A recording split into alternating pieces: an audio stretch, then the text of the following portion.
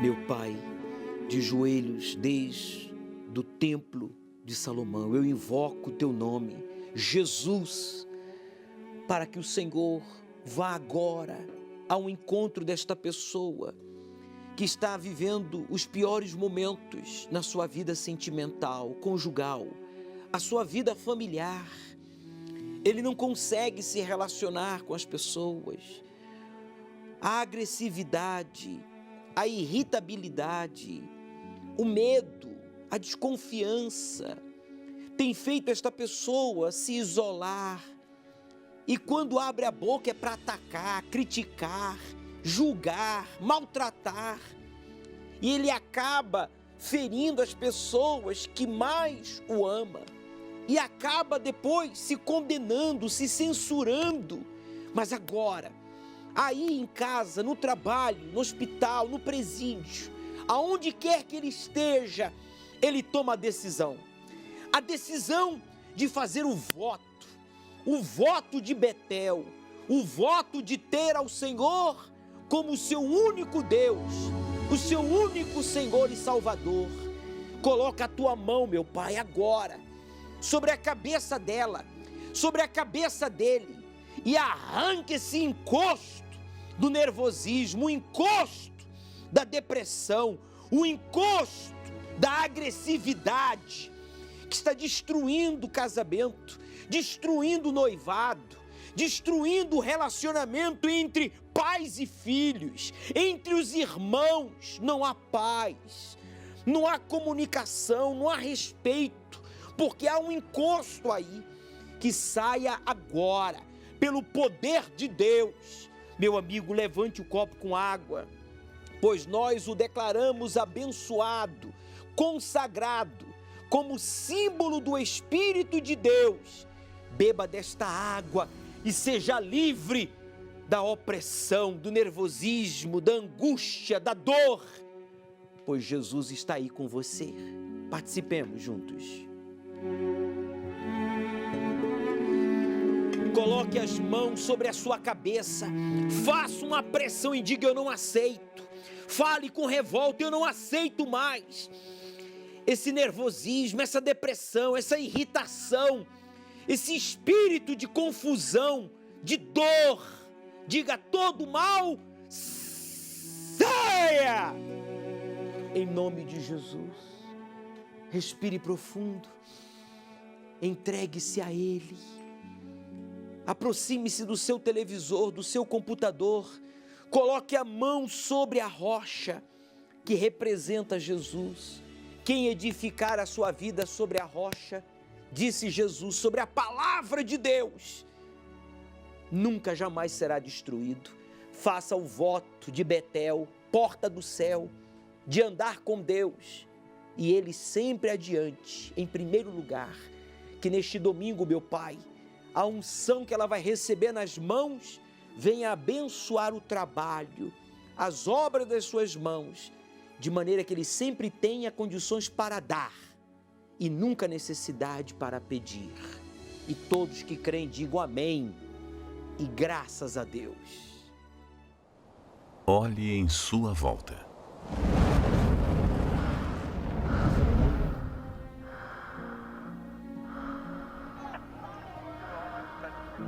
Nem sempre as pessoas odiaram tanto umas às outras. O século XX foi o que houve mais conflitos de guerra. Quantas gerações vivenciaram uma pandemia como esta? Quando se viu tamanhas fúrias da natureza desordenada?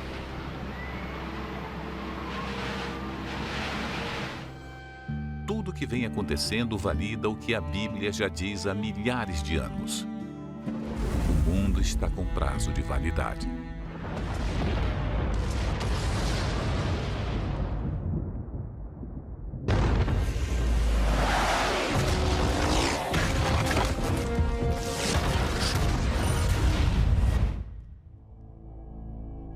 Mas o que acontecerá nessa terra, desde agora até que ela acabe? E qual a primeira revelação descrita em Apocalipse? e o que ela significa.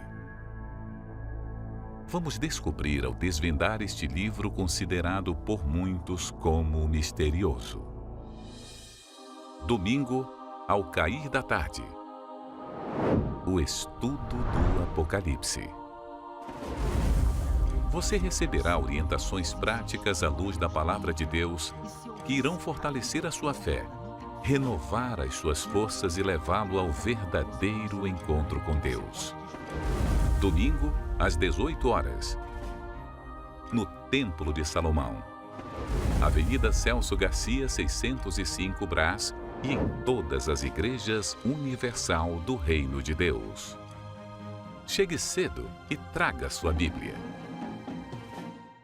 O Senhor Jesus revela no livro do Apocalipse que o abrir do quinto selo, a visão que João vinha recebendo dos juízos que virão sobre a terra, é interrompida e volta a focar agora em algo peculiar no céu. As almas dos mártires. São os que foram mortos ou serão mortos pelo amor à palavra de Deus e ao seu testemunho durante a grande tribulação. Essas almas debaixo do altar são resultado do domínio de terror do anticristo a partir do primeiro selo. Os mártires que morreram ou que morrerão antes da abertura do primeiro selo já ressuscitaram e se reuniram com os que foram arrebatados. A igreja arrebatada teve o seu corpo glorificado, enquanto aquelas almas debaixo do altar estão à espera e ainda não foram glorificadas. Portanto, essas almas são as dos que morreram durante a grande tribulação após o arrebatamento.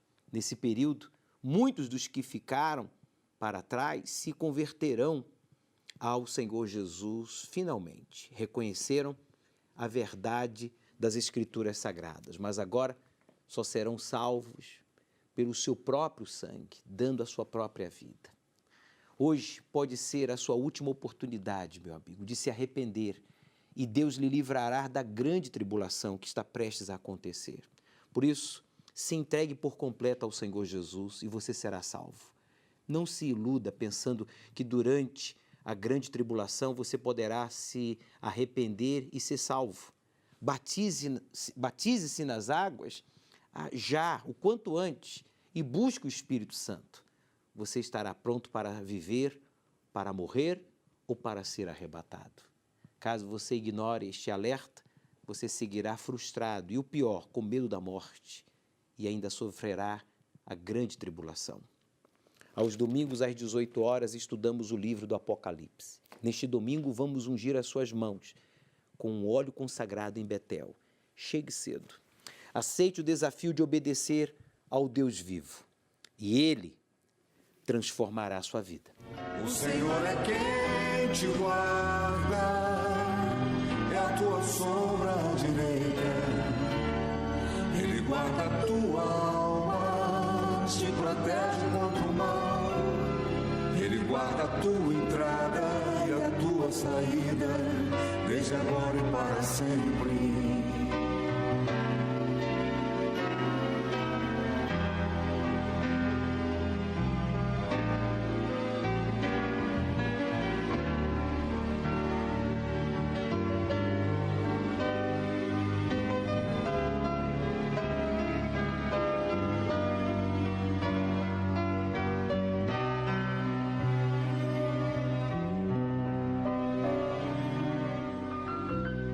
Elevo os meus olhos para os montes, de onde me virá o socorro. O meu socorro vem do meu Senhor, que criou os céus e a terra. Não deixará que o teu pé vacile. O Senhor é quem te guarda. Não dormirá o guarda de Israel, pois Ele é o teu socorro. quem te guarda, é a tua sombra direita. Ele guarda a tua alma, te protege contra o mal. Ele guarda a tua entrada e a tua saída, desde agora e para sempre. O Senhor é quem te guarda, é a tua sombra direita. Ele guarda a tua alma, te protege contra o mal. Ele guarda a tua entrada e a tua saída, desde agora e para sempre.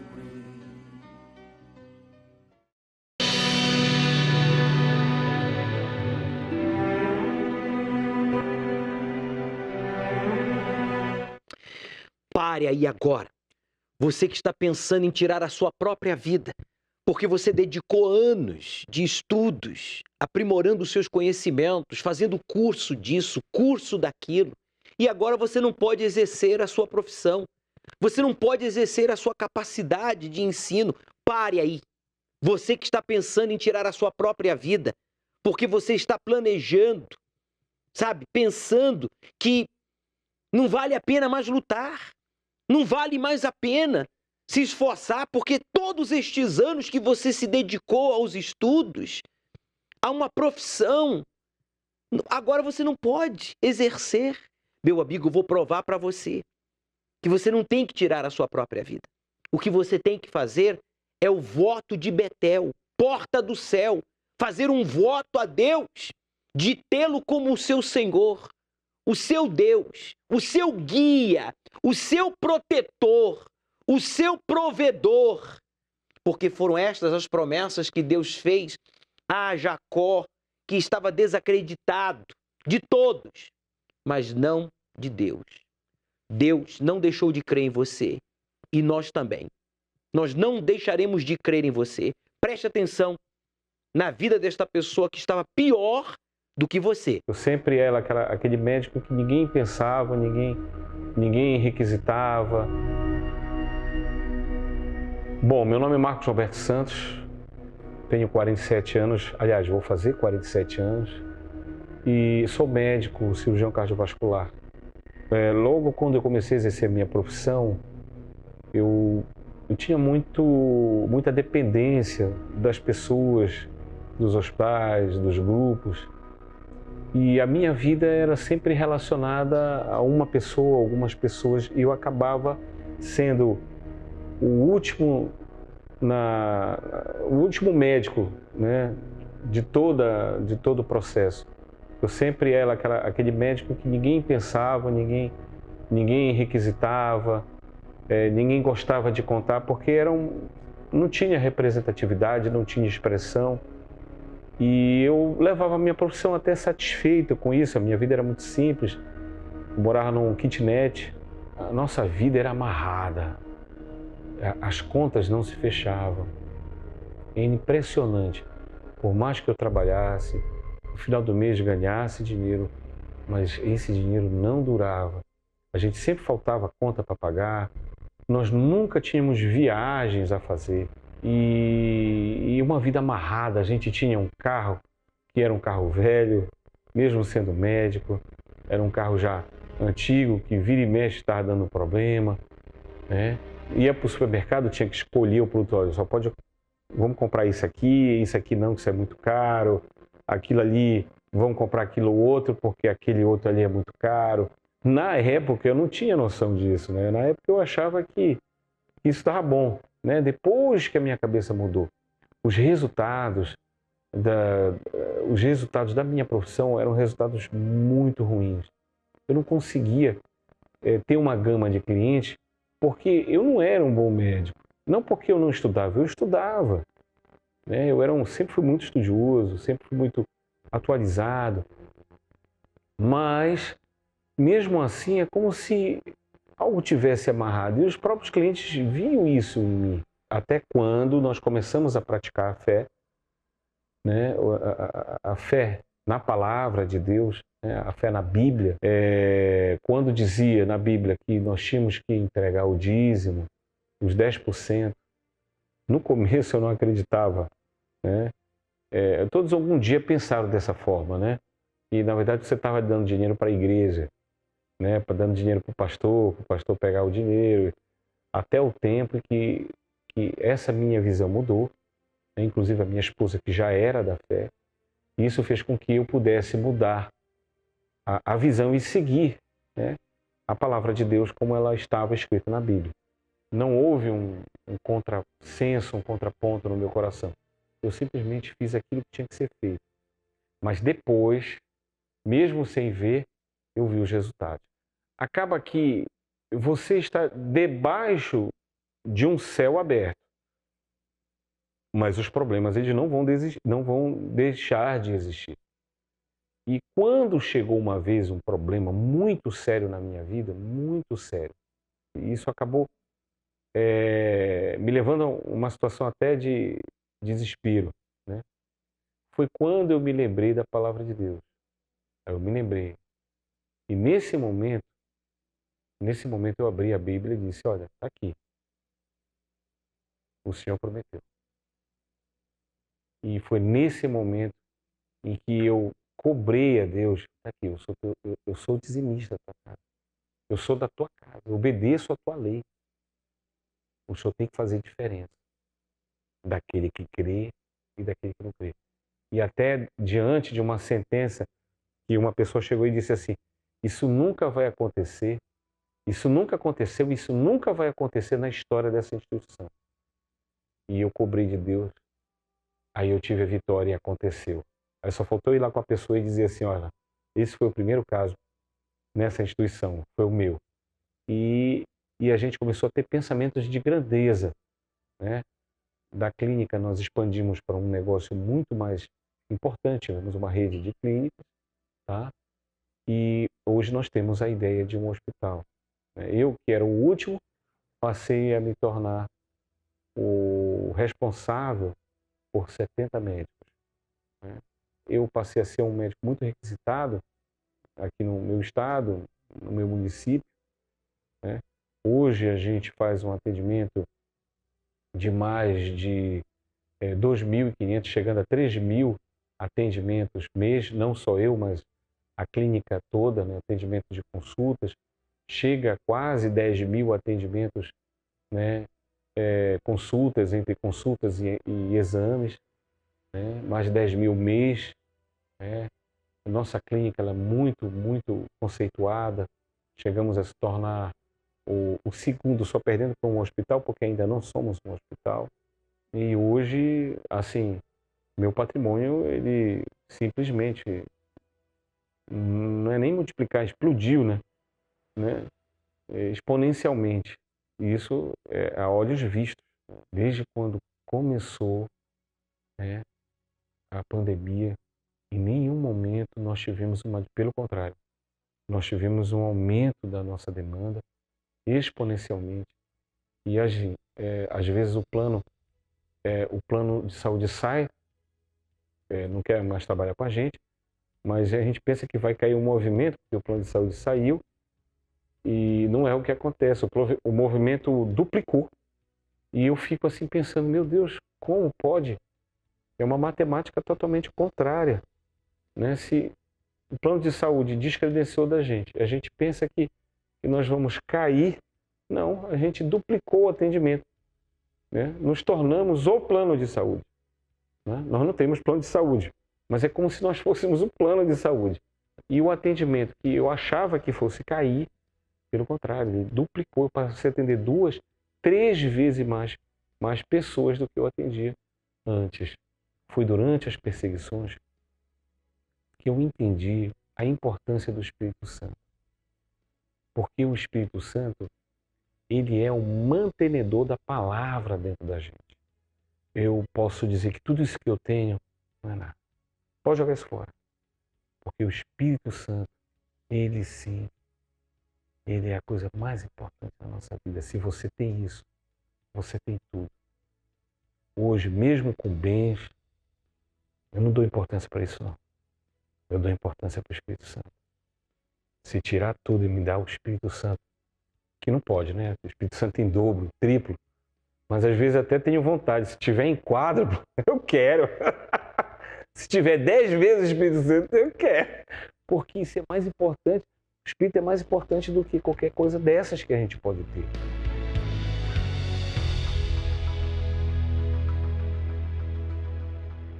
O doutor Marcos, mesmo com formação, aprimorando os seus conhecimentos, fazendo cursos, ele tinha uma vida amarrada, vivia em um kitnet, comia mal, vestia mal, morava mal, com formação, com dedicação, com honestidade, mas fracassado. O que faltava ao doutor Marcos?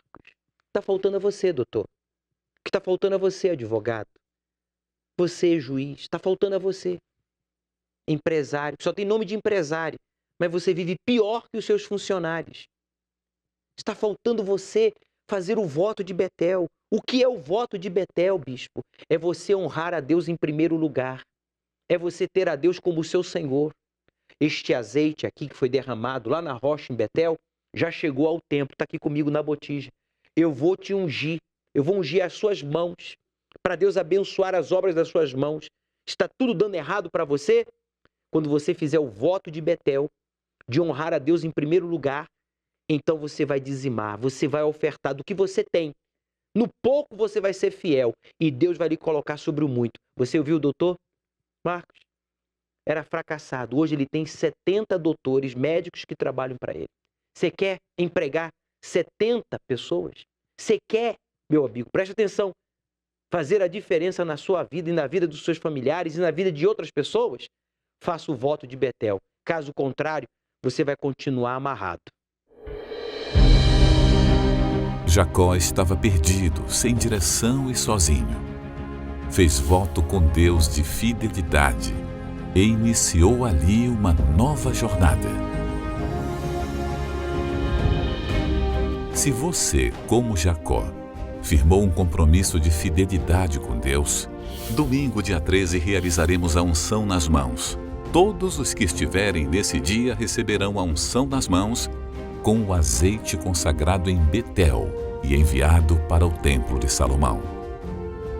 Para que tenham sucesso no que tocarem, habilidades, talentos, saúde para fazer tudo com diligência, excelência, dando o melhor de si.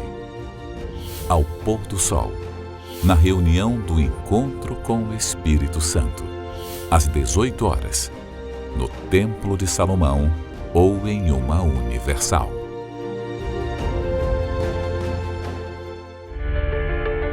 Então, a gente foi despejado, eu vi o supermercado definhando, estragando a mercadoria, nós não conseguimos continuar trabalhando. Funcionários o tempo todo até ameaçando. Meu nome é Marisete Gurgel, eu sou de Belo Horizonte, Minas Gerais, e eu sou empresária. Desde novinha eu trabalhei sempre no comércio, sou filha de comerciantes, né?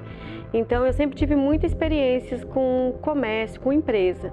Até conquistava, tinha momentos, assim, anos que conquistava. Mas passava o tempo e de repente acontecia alguns problemas, às vezes nem por culpa minha, mas por culpa de terceiros, eu vinha perder tudo de novo. O pior episódio da minha vida foi quando eu trabalhei muitos anos para conquistar um supermercado. E nesse supermercado, a gente foi despejado, eu vi o supermercado definhando, estragando a mercadoria. Nós não conseguimos continuar trabalhando. Tivemos vários problemas, né, com funcionários o tempo todo até ameaçando. Algo assim que me gerou um estresse muito grande. E foi aí que eu já conhecia, né, a palavra de Deus. E só que eu não colocava tão em prática aquilo que eu ouvia na palavra. Muitas das vezes, né, o dízimo ele não era devolvido como ele deveria ter sido devolvido. Com isso, né, com essa falta de obediência, as coisas não prosperavam. Elas iam até um certo ponto, mas elas não se estabeleciam. E foi isso que aconteceu, a gente faliu, literalmente faliu, e eu coloquei uma coisa dentro de mim: eu vou prosseguir, eu vou lutar, eu vou fazer um voto com Deus que nunca mais eu vou deixar de devolver o dízimo na casa dele. E foi isso que eu fiz. Eu vim para a igreja e eu comecei a me dedicar. E fui me tornando uma pessoa cada dia mais sábia em relação à palavra. Nesse tempo, eu peguei e não tinha dinheiro para investir em nada. Só que eu lembrei que eu trabalhei anos em empresas e eu tinha meu FGTS.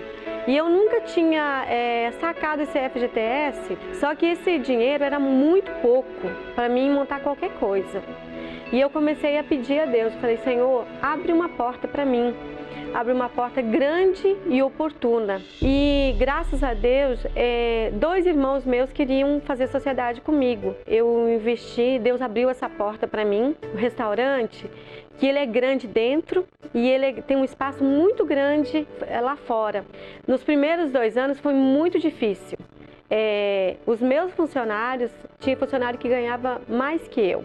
Deus sempre falou comigo, Deus sempre me impulsionava a prosseguir. Só que quando veio a pandemia, o faturamento do meu restaurante ele caiu 80%. Eu voltei a estaca zero. Eu não sabia o que eu ia fazer, mas eu sabia que Deus ia me dar um escape, Deus ia me dar uma direção. E eu vinha pedindo sempre para Deus me abençoar, triplicar minhas vendas. E foi na pandemia que eu despertei para as vendas online. Eu comecei a entregar, eu tive que aumentar o número de entregadores e as minhas vendas online elas deslancharam na pandemia. Tanto que as minhas vendas começaram a vender como estava o meu restaurante aberto. Eu consegui abrir o restaurante, eu chamei os meus funcionários, que até então eles não estavam trabalhando, eu chamei eles de novo. Eu tive que contratar novos funcionários, eu tive que comprar mais mesas, mais cadeiras. E meu restaurante ele vive lotado. Eu cheguei na frente do restaurante e eu falei: Senhor, só podia ter sido o Senhor, meu Deus, porque eu não teria essa capacidade. A importância da gente ser fiel a Deus, da gente ter uma aliança com Deus, nos traz segurança. Você tem a segurança que Deus vai cumprir aquilo que Ele prometeu na palavra. Você começa a ver os frutos da sua aliança. Eu fui dizimista fiel, eu sou dizimista fiel, mas eu priorizei a minha confiança em Deus, a minha obediência, porque Deus me tirou da lama. Deus me tirou de um lugar que ninguém poderia ter tirado. Então eu só tenho que agradecer a Deus por tudo que Ele tem feito na minha vida. Ser dizimista é você honrar a sua palavra empenhada a Deus, de servi-lo em primeiro lugar. Foi o que fez a Marisete, hoje bem-sucedida, prosperando, gerando postos de trabalho, tirando os brasileiros desempregados do desemprego. Deus quer usar você também. Essa mesma mulher, a Marisete, antes tinha sua vida amarrada. Tudo que ela fazia ficava amarrado. Ela não conseguia avançar, prosperar, porque faltava o voto de Betel. Voto de Betel é porta do céu. Você vai sair do inferno que você está vivendo e vai começar a viver um pedacinho do céu aqui na terra. Eu vou ungir neste domingo as suas mãos com o óleo desta botija, que é o óleo consagrado lá em Betel, em Israel, que foi enviado para a gente aqui no Templo de Salomão. Você vai fazer o seu voto derramando o azeite sobre a rocha e domingo agora eu vou ungir as suas mãos. Eu vou ungir as suas mãos com o óleo para Deus abençoar as obras das suas mãos, para que você venha prosperar em tudo aquilo que você virá fazer, empreender.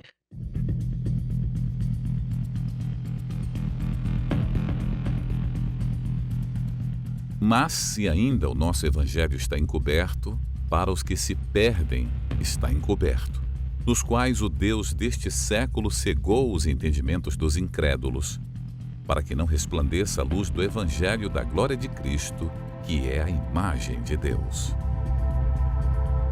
É cada vez mais nítida a cegueira espiritual deste século que tenta incansavelmente provar que o errado está certo e que o certo está errado. Nas escolas, a luta pela ideologia de gênero tem tido mais peso do que a luta pelo aprendizado intelectual das crianças. Convencer de que o indivíduo pode negar sua natureza biológica, criada por Deus, se tornou pauta frequente para partidos políticos da esquerda. Enquanto isso, famílias conservadoras e fundamentalmente cristãs lutam para não anular os valores da família e fazer prevalecer os princípios divinos. E é aí que o cristianismo ganha cada vez mais ódio por parte daqueles que seguem o Deus deste mundo, pois consideram a Igreja do Senhor Jesus a grande ameaça que impedirá os seus projetos de se cumprirem. Ou seja, servir ao Senhor Jesus está se tornando sinônimo de conflitos e, em algumas partes do mundo, a ameaça tem sido mais acentuada. A Somália, Eritreia e Sudão estão entre os primeiros de uma lista mundial de perseguidores dos cristãos. Os moradores destes países do continente africano são vítimas de abusos e falta de garantias das práticas religiosas pelo simples fato de servirem a Deus.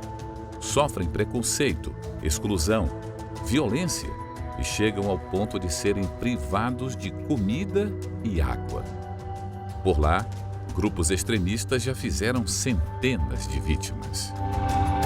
Já são mais de 340 milhões de servos de Deus perseguidos em todo o mundo. Com essa triste realidade, já foi possível criar a Lista Mundial de Perseguição aos Cristãos 2021. E quem encabeça essa lista é a Coreia do Norte, líder de perseguição aos cristãos por 20 anos consecutivos. Quando o morador local é descoberto como cristão, pode ser levado para campos de concentração ou mortos com toda a família. Para os países contidos na lista, destruir as igrejas é fundamental para impedir a propagação cristã. Tudo isso com um governo que lidera tais atos. E com a pandemia, alguns países aumentaram as ameaças a quem professa a fé em Deus. No Paquistão, Índia, Bangladesh, Iêmen e Sudão, a ajuda aos cristãos foi negada a ponto das autoridades locais restringirem o acesso a alimentos e medicamentos. A China tem trabalhado intensamente para proibir a liberdade religiosa, chegando ao ponto de demolir templos, restringir cultos, impedir menores de 18 anos de congregar. Além disso, em algumas igrejas onde o culto é permitido, o governo comunista vigia os frequentadores eletronicamente, com aparelhos de reconhecimento facial nas portas das congregações, além de rastreamento via celular. Mas também existem países onde a cristofobia não é exposta. Ela existe de forma subliminar, por meio de decretos embasados em justificativas de zelar pela vida.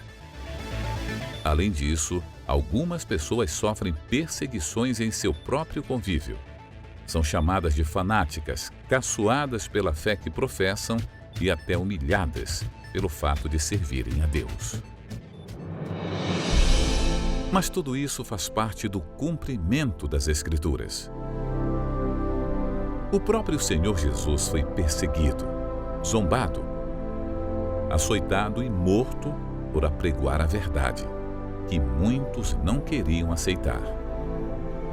E é dele as palavras que afirmam que seremos perseguidos por amá-lo. Porém, a recompensa de tudo isso vem de forma divina. Bem-aventurados que sofrem perseguição por causa da justiça, porque deles é o reino dos céus. Domingo, às 18 horas, o estudo do Apocalipse, no Templo de Salomão, ao pôr do sol, na reunião do encontro com o Espírito Santo. Chegue cedo.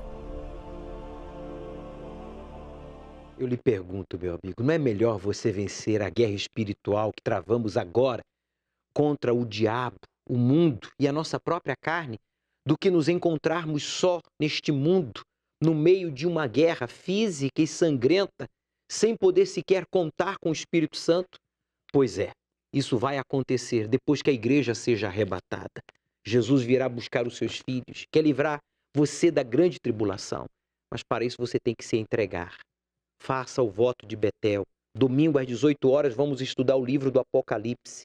Chegue cedo, traga a sua Bíblia. Aceite o desafio de obedecer ao Deus vivo e Ele transformará a sua vida. Um dia o sol não vai brilhar no céu, que dirão, se apagou na escuridão.